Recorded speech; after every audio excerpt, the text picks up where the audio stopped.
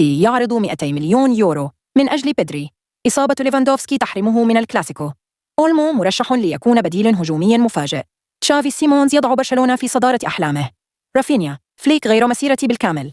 أهلا وسهلا بكم. معكم الإعلامية أميرة الباز. ادعموا الفيديو بلايك والاشتراك في القناة. وجودكم معنا بيفرق كتير، وكلمتكم الطيبة هي دافعنا الأول للاستمرار. والآن إلى التفاصيل. السيتي يطرق باب برشلونة من أجل بيدري. ذكرت تقارير صحفية أن مانشستر سيتي قرر التراجع عن سباق التعاقد مع فلوريان فيرتس، موجها أنظاره نحو نجم وسط برشلونة بيدري.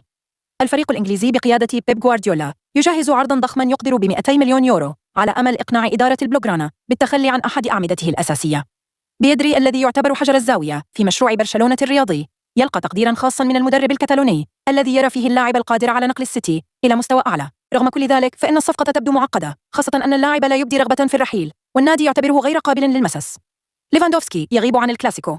أعلن برشلونة رسمياً أن نجمه البولندي ليفاندوفسكي يعاني من إصابة في العضلة شبه الوترية بالفخذ الأيسر تعرض لها خلال مواجهة سيلتا فيجو، ولم يحدد النادي مدة الغياب، إلا أن تقارير صحفية رجحت غيابه عن مواجهة ريال مدريد في نهائي كأس ملك إسبانيا.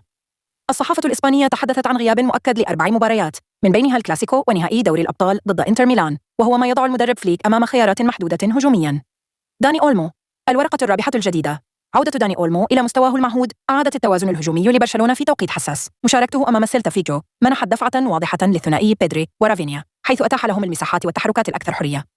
ومع إصابة ليفاندوفسكي يدرس فليك الاستعانة بأولمو كمهاجم وهمي، وهي خطة سبق أن اعتمدها خلال فتراته مع بايرن ميونخ. قدرات أولمو التكتيكية قد تكون سلاحاً سرياً ضد دفاعات ريال مدريد في النهائي المنتظر. تشافي سيمونز. حلم العودة إلى كامب نو. في تصريحات إعلامية عبر تشافي سيمونز نجم لايبزيج عن رغبته في العودة لبرشلونة رغم ارتباط اسمه بالانتقال إلى الدوري الإنجليزي.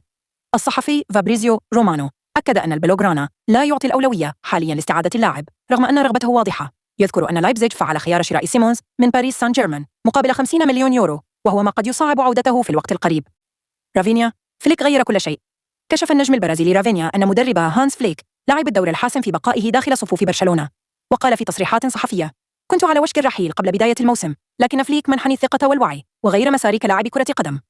أرقام رافينيا هذا الموسم تؤكد ذلك، إذ ساهم في 53 هدفاً بين تسجيل وصناعة، ويسعى برشلونة لتمديد عقده لما بعد 2027 مع منحه دوراً محورياً في مشروع الفريق المستقبلي.